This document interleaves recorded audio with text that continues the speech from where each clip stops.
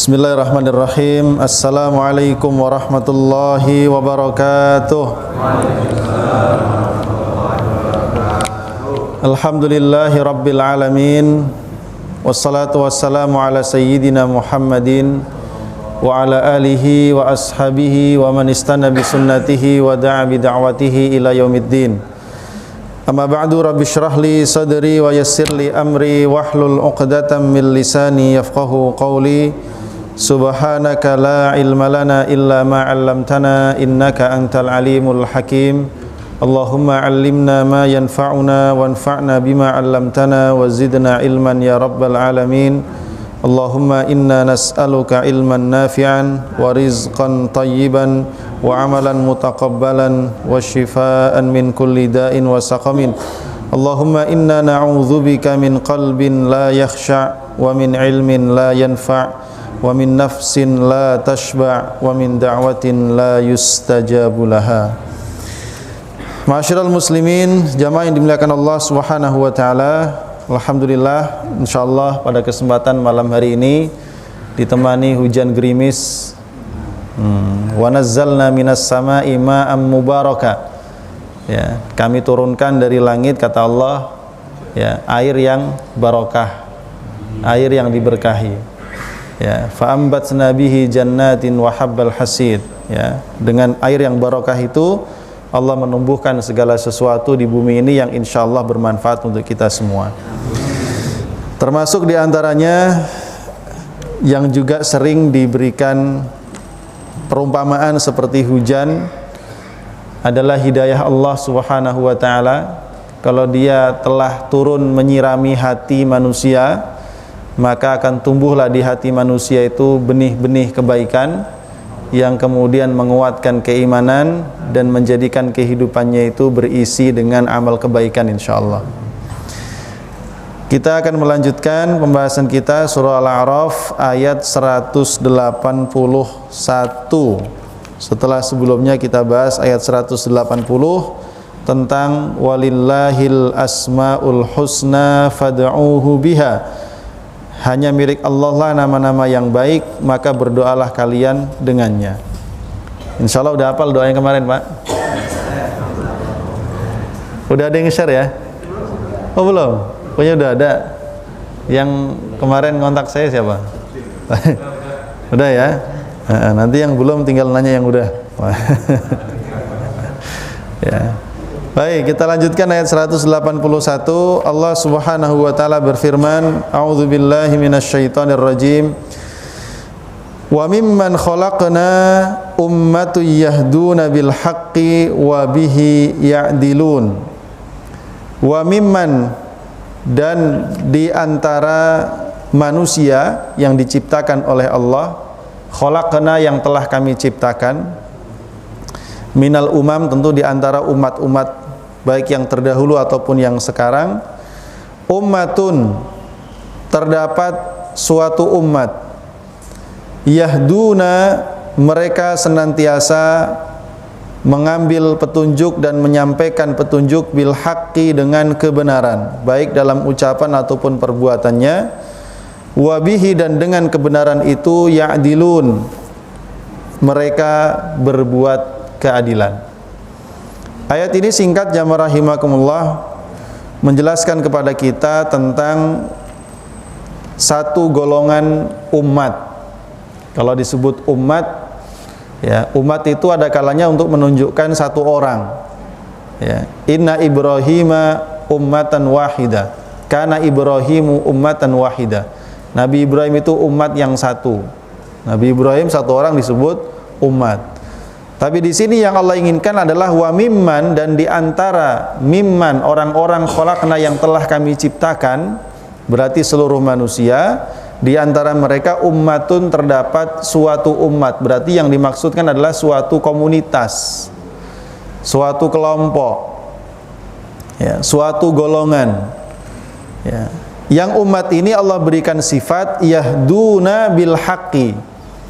Mereka mengambil petunjuk berupa kebenaran baik dalam ucapan ataupun perbuatannya, serta menyampaikan kebenaran itu kepada orang yang lain, mereka mengetahui kebenaran, lalu mereka mengamalkan kebenaran, dan mereka mengajarkan dan menyeru orang lain kepada kebenaran. Jadi ilmu, amal, serta taklim, mengajarkan, mengajak orang kepada kebenaran. Ini yahduna bil haqqi.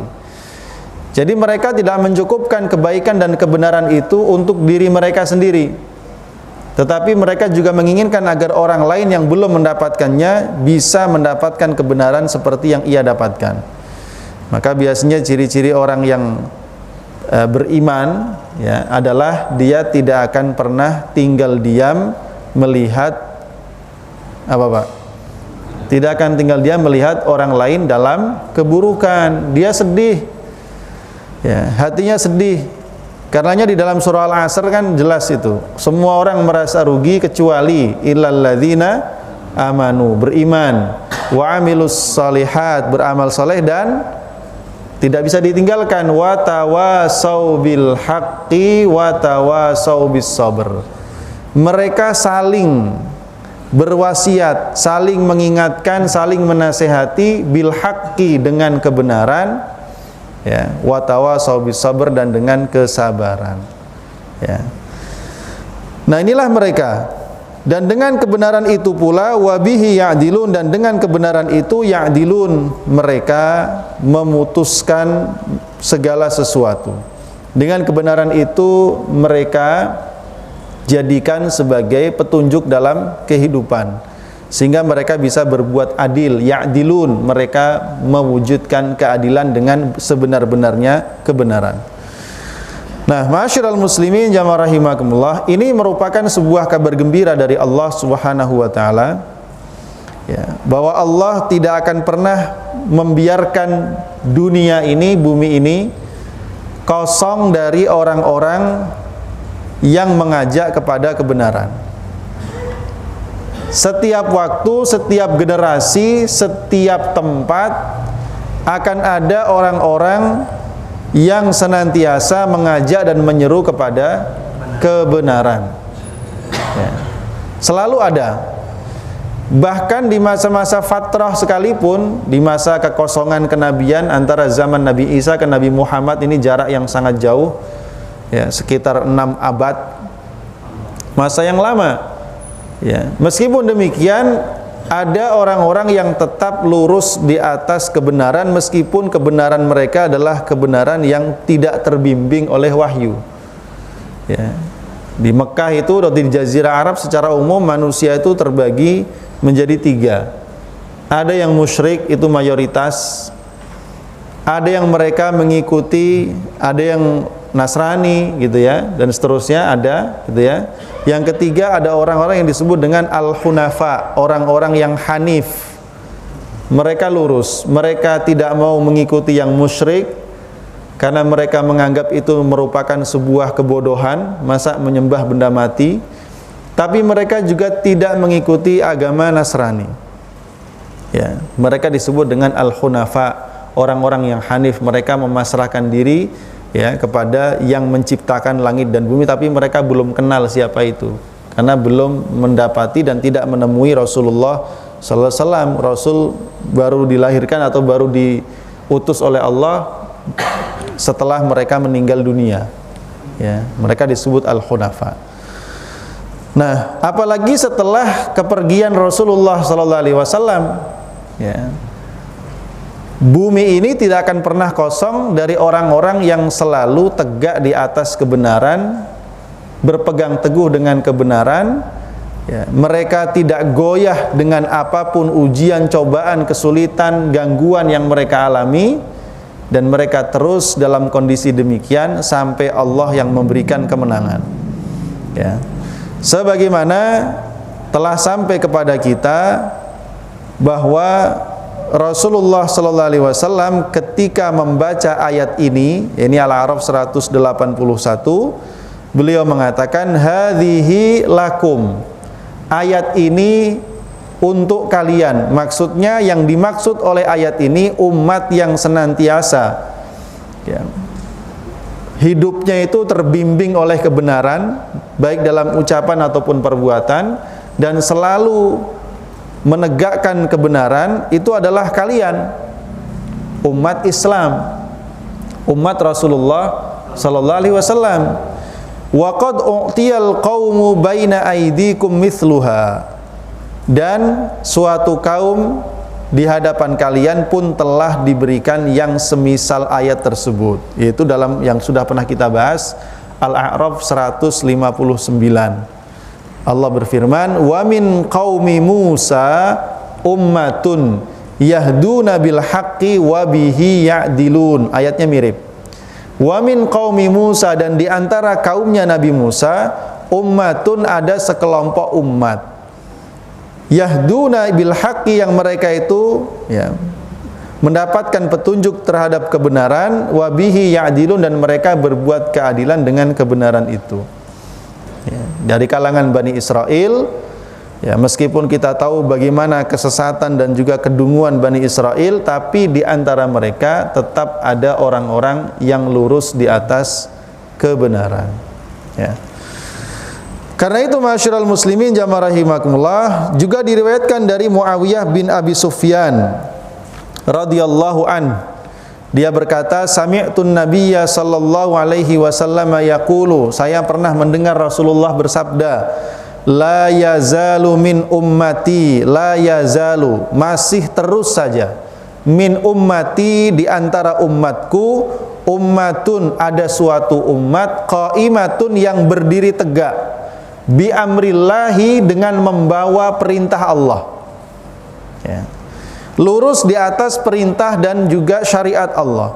La yadurruhum, tidak membahayakan mereka, man khadhalahum, siapapun yang hendak merendahkan mereka, wala man khalafahum, tidak pula orang-orang yang menyelisihi mereka, hatta ya'tiyahum, sehingga datang kepada mereka amrullahi, keputusan Allah, wahum ala dzalik, dan mereka tetap di atas kebenaran.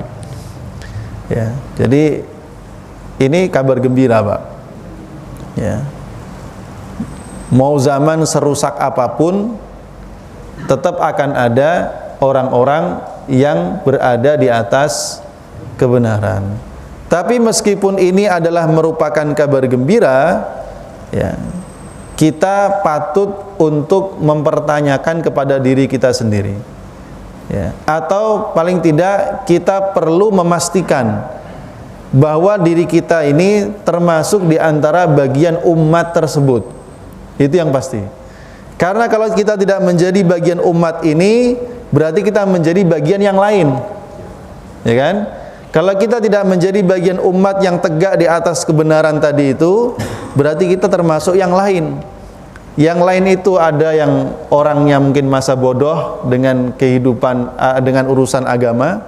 Pokoknya yang penting hidup sejahtera, bisa makan, minum, kenyang, jalan-jalan, dah cukup. Itu saja obsesi hidupnya. Atau bisa jadi dia termasuk di antara orang-orang yang banyak melakukan dosa dan kemaksiatan. Nah, ini yang perlu menjadi perhatian dari kita semuanya. Dari Ibnu Juraij disebutkan, dzakarallana an-nabiyyu sallallahu alaihi wasallam, menyebutkan kepada kami Rasulullah sallallahu alaihi wasallam, hadhihi ummati bil haqqi yahkumun wa yaqdun wa ya'khudun wa yu'tun. Inilah umatku, dengan kebenaran mereka memutuskan, berhukum, dengan kebenaran mereka memutuskan perkara, dengan kebenaran mereka mengambil sesuatu, dan dengan kebenaran mereka memberikan sesuatu. Jadi jamaah rahimakumullah, Islam ini memang agama yang sudah Allah ciptakan sebagai agama yang seluruhnya berisi kebenaran. Innad dina indallahil Islam, agama yang benar, yang diakui dan diterima di sisi Allah cuman Islam. Dan Islam itu kalau diterapkan dalam kehidupan kita, dia memberikan pengaruh dan dampak yang sangat besar bagi perubahan kehidupan manusia. Yang dimaksud perubahan kepada arah kebaikan. Ketika Islam itu diyakini sebagai sebuah akidah, sebagai sebuah keyakinan, maka dia mempengaruhi seluruh cara pandang kita terhadap hidup, Pak. Cara pandang kita terhadap kehidupan ini berubah. Dengan rukun iman yang 6 itu, cara pandang kita terhadap kehidupan ini menjadi cara pandang yang baik, yang lurus, yang benar. Ya. Kita menjadi meyakini bahwa tidak ada Tuhan di alam semesta ini yang berhak dan layak disembah kecuali hanya Allah. Sehingga selain Allah berarti tidak layak untuk disembah, tidak layak diagungkan, tidak layak diberikan cinta dan lain sebagainya. Ya. Sehingga rasa takut kita ini hanya berpusat kepada Allah, dan rasa harap kita juga hanya kita gantungkan kepada Allah Subhanahu wa ta'ala. Sehingga perwujudan nilai-nilai seperti tawakal, ya, kemudian keikhlasan, kemudian pantang menyerah, tidak putus asa, ini terwujud. Ya. Ini terwujud ketika tauhid itu lurus, ya, diilhami oleh nilai-nilai keislaman yang benar.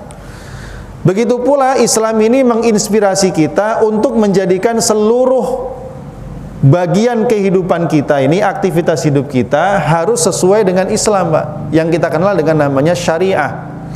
Ahkam asy-syar'iyyah, hukum-hukum syariah. Ketika orang itu mulai hijrah, dia benar-benar meyakini dan menjadikan Islam sebagai pedoman hidupnya, maka dia merasa perlu, merasa penting untuk meluruskan seluruh aktivitas hidupnya dengan tuntunan Islam. Mulai dari hal yang kecil, dari sisi pribadi, pakaian, dia akan pasti menggunakan pakaian yang diajarkan oleh Islam, menutup aurat, bukan pakaian kesombongan, kan begitu. Pakaian yang menunjukkan ketawaduan, bukan pamer kemewahan. Akan seperti demikian, ya.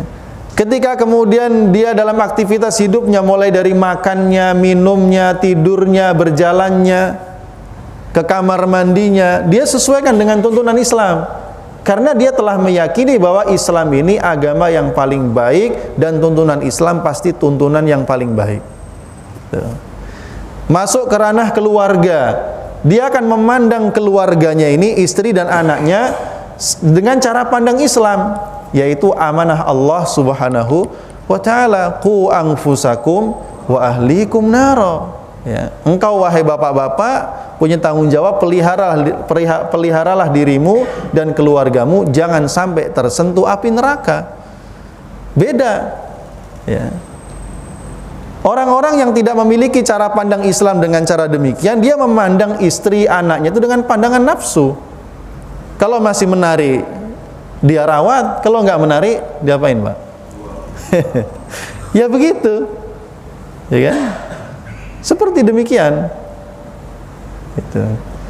Jadi ini semua adalah diilhami dari ajaran Islam. Ketika dia bekerja, dia punya kewajiban mencari nafkah, memberikan nafkah kepada keluarganya, kepada istrinya dan lain sebagainya. Dengan tuntunan Islam, dia memastikan bahwa pekerjaannya harus pekerjaan yang halal. Dia tidak akan mengambil hak milik orang lain yang tidak boleh diambil dengan cara yang tidak benar. Ya. Dia pastikan harta yang dia bawa pulang ke rumah, yang dia berikan untuk makan anak dan istrinya adalah harta yang halal, penghasilan yang halal. Ya. Ini ahkam syariah. Dia mendidik putra-putrinya dengan pendidikan Islam yang baik. Ya. Ketika dia menjadi seorang ayah, dia menjadi seorang ayah yang terbaik dengan tuntunan Islam.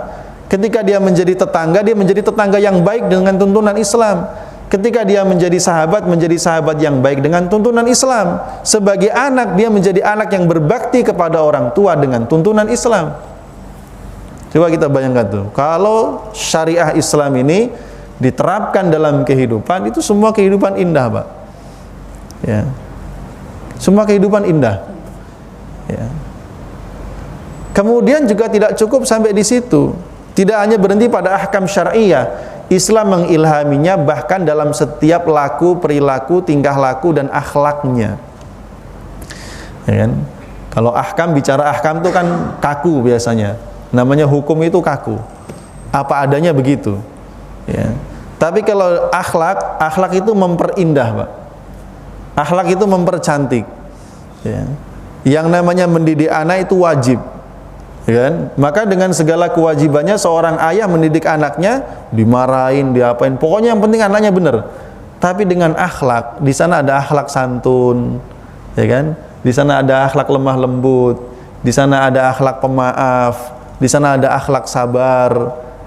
Sehingga hidup itu semakin indah, ya. Akidah, syariah, akhlak. Ini. Nah, inilah yang kemudian jamaah rahimakumullah, umat ini sampai kapanpun akan selalu ada orang-orang yang tegak di atas kebenaran meskipun yang lain rusak. Karena itulah orang-orang yang membenci Islam ini, Pak. Ya, itu berusaha untuk memunculkan wajah Islam itu dengan wajah yang buruk. Dari sisi akidah, mereka menyerang Islam. Dari sisi apa? Diserang dari Qur'annya. Oh, Quran itu begini, begitu, dan lain sebagainya. Ada yang sampai mengatakan Quran itu bukan wahyu, Quran itu produk budaya, dan lain sebagainya. Ya. Dari sisi Nabi Muhammad diserang. Nabi Muhammad, lihat Muhammad itu istrinya banyak, menikahi anak kecil, gitu kan? Apalagi banyak sekali fitnah-fitnah yang diharapkan adalah ketika umat Islam teracuni dengan hal ini, ragu mereka terhadap nabinya, ragu mereka terhadap kitab sucinya, ya sudah, mereka akan mencari alternatif lain. Di saat yang sama mereka menghadirkan, gitu kan, cara pandang baru, menghadirkan nilai-nilai baru yang itu jelas bertentangan dengan nilai-nilai Islam. Ya. Di sisi lain kemudian mereka menghadirkan banyak hal yang melalaikan umat Islam ini dari agamanya. Ya. Rumah-rumah hiburan diperbesar, Pak. Proyeknya di mana-mana. Ya. Ada perusahaan film, lagu, musik, fashion, apalagi majalah, komik, macam-macam banyak. Ya. Sampai nggak tersisa dari umat kita ini, dari mulai yang paling kecil sampai yang paling tua. Ya, terlena dengan berbagai macam hiburan-hiburan yang sebenarnya nggak ada manfaatnya dalam kehidupan. Itu melenakan kita semua. Ya. Hari ini tantangan berat para orang tua untuk mengajak mendidik anaknya menjadi anak yang Islami, itu tantangannya adalah hiburan, betul Pak? HP itu isinya semua hiburan. Ya, tontonan, permainan, media sosial, isinya semua permainan. Ya. Yang itu tidak menambahkan kebaikan dunia, tidak pula menambah kebaikan akhirat, kecuali orang-orang yang Allah berikan hidayah dan kebaikan. Ya. Justru cenderung menyeret manusia itu semakin jauh dari nilai-nilai Islam dan nilai-nilai Al-Quran. Ya. Maka ini perlu dipahami. Dan kita bersyukur, ya, masih ada di negeri kita ini, ya, orang-orang yang lurus di atas kebenaran, dan alhamdulillah itu jumlahnya nggak sedikit di negeri kita ini, banyak dengan berbagai macam, katakan berbagai macam variannya, ya, dengan berbagai macam bentuknya, dalam bentuk organisasi, ormas ataupun pengajian dan lain sebagainya, orang-orang yang memang tegak lurus di atas kebenaran. Ya, mereka benar dalam ucapannya, benar dalam tindakannya, dan tidak cuma itu, wabihi ya'dilun, mereka dalam segala aktivitas hidupnya memutuskan dengan kebenaran. Ya, meskipun dalam aspek-aspek tertentu, contoh, ya, dengan aspek-aspek misalkan hukum dan lain sebagainya, ya belum 100%, gitu kan? Apalagi kalau kemarin dengar siapa hakim 3 orang yang ditangkap gara-gara suap berapa Pak? 1 triliun atau berapa tuh? Banyak banget ya. Ya. Wabihi ya'dilun, harusnya mereka itu memutuskan dengan kebenaran, tapi mereka justru memutuskan dengan yang lain. Orang udah jelas-jelas menyebabkan kematian seseorang gara-gara perilakunya yang zalim, keji itu, ya, kok bisa bebas tuh gimana? Ya kan? Itu akal manusia aja nggak bisa nerima. Ya. Ini kalau sekarang ditangkap, ya itu memang itulah yang seharusnya, gitu loh. Ya. Nah ini, dalam urusan memberikan hukum inilah kemudian Rasulullah SAW mengingatkan kepada kita, al-qudatu thalatha. Al-qudat jamak dari qadhi. Qadhi itu hakim. Hakim itu 3 model. Ya. Ithnani finnar, 2 dari 3 itu masuk neraka. Ya. Wa wahidun fil jannah, 1 yang masuk surga. Jadi 2/3 hakim masuk neraka, Pak. 2/3 hakim masuk neraka. Hakim itu apakah spesifik dia seorang hakim yang mengambil keputusan atau juga yang terlibat di situ? Ada pengacara, jaksa penuntut umum, termasuk polisinya, masuk nggak kira-kira? Ya kan, hakim itu memutuskan berdasarkan informasi dan lain sebagainya itu. Ya. Jadi siapa yang masuk neraka? Seorang hakim yang tidak mengetahui kebenaran, lalu dia memutuskan asal-asalan, masuk neraka dia. Ya, lu nggak ngerti dia, nggak memahami persoalan, tidak memahami masalah, ya, lalu dia putuskan asal keputusan, ya, nggak benar. Atau seorang hakim yang telah mengetahui kebenaran, memahami kebenaran, menguasai masalah, dia mengetahui mana yang benar, mana yang salah, tapi dia putuskan berbeda dari kebenaran yang dia ketahui. Yang benar divonis salah, yang salah divonis benar. Neraka itu, Pak. Ya. Yang masuk surga adalah seorang hakim yang mengetahui kebenaran, lalu dia putuskan, ya, dia vonis dengan berdasarkan kebenaran yang dia ketahui. Ya, kayaknya berat itu. Ya. Ya, banyak orang berlomba-lomba pengen jadi hakim loh, Pak. Ya, duitnya banyak katanya. Ya, insyaallah. Ya, jadi ini ada sekelompok orang yang berdiri tegak di atas kebenaran, mereka tidak terganggu oleh orang-orang yang hendak memusuhi mereka, merendahkan mereka, menyelisih mereka, tetap mereka di atas kebenaran itu sampai Allah memberikan keputusan. Kalau ini berkaitan dengan isu Palestina, itu juga ada hadis yang berbunyi sama, bahwa akan ada di antara umat ini yang mereka tegak di atas kebenaran, membela agama Allah Subhanahu wa taala, ya, dan mereka akan tetap di atas kebenaran itu sampai Allah yang memberikan keputusan atau kemenangan. Ya, ini yaitu orang-orang yang membela Palestina. Ya. Baik, ma'asyiral muslimin jamaah rahimakumullah. Kemudian di ayat yang 182, walladzina kadzdzabu biayatina sanastadrijuhum min haitsu la ya'lamun. Walladzina, dan orang-orang kadzdzabu yang telah mendustakan biayatina terhadap ayat-ayat kami, sanastadrijuhum, kami pasti akan menimpakan istidraj kepada mereka. Ya, kami ambil mereka secara sedikit-sedikit, perlahan-lahan, min haitsu la ya'lamun, ya, di mana mereka tidak menyadarinya. Wa umli lahum, ayat 183, aku akan menangguhkan mereka, inna kaidi, sesungguhnya tipu dayaku, matinun, amat sangat dahsyat. Ini golongan kedua. Kalau tadi golongan pertama yang tegak lurus di atas kebenaran, dia mencari kebenaran, dia hidup bersama kebenaran, dia mengajak kepada kebenaran, memutuskan dengan kebenaran. Sekarang kelompok kedua, orang-orang yang mendustakan ayat-ayat Allah. Ya. Orang-orang yang mendustakan Al-Quran, yaitu orang-orang yang musyrik dan yang sejenisnya. Ya. Apa akibatnya akan mereka terima? Sanastadrijuhum, kami akan mengambil atau menghukum mereka sedikit demi sedikit, istidraj. Yaitu dengan cara Allah bukakan kepada mereka peluang-peluang kebaikan dunia. Ya. Kan enak, Pak, memutuskan kayak model hakim itu kan senang, ya. Senangnya di mana, Pak? Mereka punya kuasa memutuskan sesuatu, memvonis orang benar dan salah, ya kan? Dihukum atau enggak dihukum, terserah mereka. Ya, tinggal siapa yang pesan. Mau bebas 1 triliun dah. Ya kan?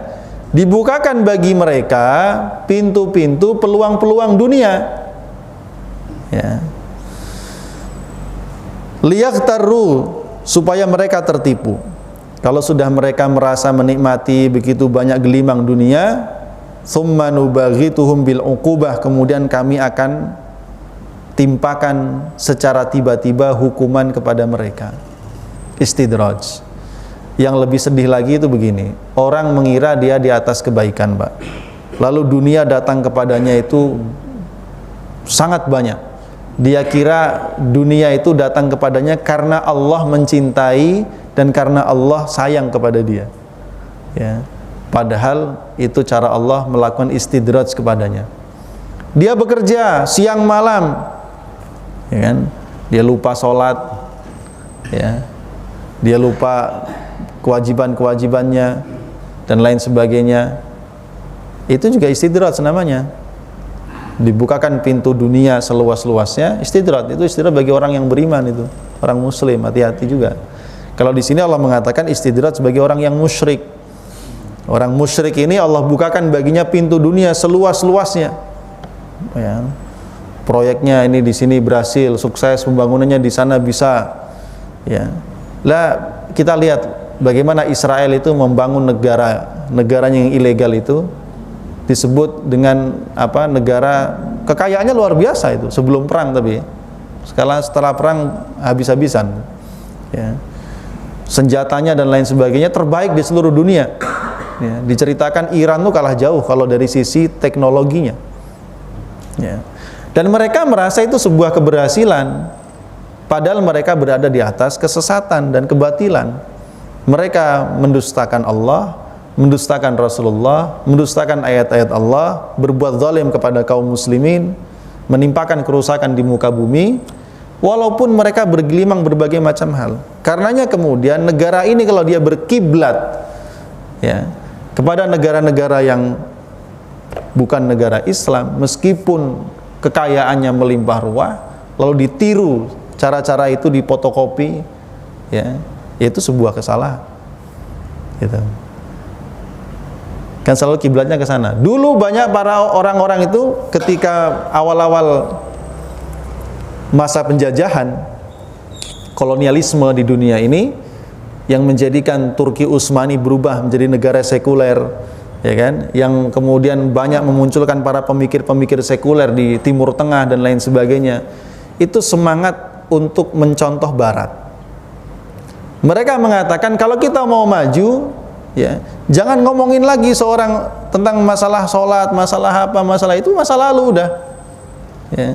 Kalau kita mau maju, kita lihat ke Barat. Nggak usah ngomongin lagi masalah aurat, nggak usah ngomongin lagi masalah apa, enggak. Karena yang dilihat dari sisi dunia. Ya, iya, kalau sisi dunia hari ini mereka lebih unggul dari kita. Ya. Tapi apakah kemudian kemajuan peradaban dari sisi duniawi itu menandakan bahwa Allah menyayangi dan mencintai mereka? Jelas ukurannya tidak demikian. Nah ini, walladzina kadzdzabu biayatina sanastadrijuhum. Tidak bisa kita mengukur dengan kemajuan duniawi. Ya. Sanastadrijuhum min haitsu la ya'lamun. Ya, dari arah yang tidak mereka sangka-sangka. Sehingga akhirnya, ya, begitu banyak dunia yang dihadirkan kepada mereka itu bukan menjadikan mereka semakin bahagia hidupnya, justru akan berakhir tragis, karena itu merupakan hukuman Allah Subhanahu wa taala. Wa umli lahum, ya, aku akan, langsung ini kalimatnya menarik, wa umli lahum, dan aku, padahal tadi kalimatnya, ya, sebelumnya sanastadrijuhum, langsung juga kami, kata Allah, kami akan memberikan istidraj kepadanya. Wa umli lahum, dan aku, langsung Allah yang menyampaikan, ya, aku akan imhal, menangguhkan, ya. Sebagaimana riwayat dari Bukhari Muslim dari Abu Musa al-Asy'ari, innallaha la yumli lidzalim, sesungguhnya Allah akan memberikan tangguh kepada orang yang zalim. Diberikan tangguh artinya dibiarin terus dengan kezaliman-kezalimannya, ya. Semakin lama semakin zalim, semakin lama semakin jahat, Allah biarkan. Hatta idza akhadhahu, tapi nanti kalau Allah sudah turun untuk menghukumnya, lam yuflithu, Allah tidak akan pernah melepaskannya. Ya, mengerikan, ya. Umahilhum ma'amahum alaihi minak tadzib wal kufr, aku tangguhkan hukuman mereka, biarkan mereka terus mendustakan, terus kufur. Wala uhmilhum, tetapi aku tidak mengabaikan mereka. Inna kaidi matin, sesungguhnya tipu dayaku itu amat sangat kuat dan dahsyat. Jadi cara Allah menghukum itu dihukum dengan cara yang manusia itu nggak kerasa. Kita bisa melihat bagaimana Allah menghancurkan ya Fir'aun ataupun Namrud, ya, bangsa-bangsa yang hebat di zaman dulu itu, ya, di puncak-puncak kejayaannya, puncak-puncak kehebatannya, justru mereka runtuh dengan sesuatu yang sangat sederhana yang itu tidak pernah mereka bayangkan. Fir'aun tidak pernah membayangkan kalau bayi kecil yang dia selamatkan di sungai Nil itu justru akan menjadi sumber kehancurannya. Padahal dia sudah berusaha bertahun-tahun, ya, dia bunuhi bayi-bayi yang lahir dari Bani Israel itu, gitu kan? Dia merasa dia sudah berhasil menyingkirkan itu, tapi Allah justru lihat, ya, menjadikan kehancuran itu justru ada di dalam rumahnya sendiri, ya.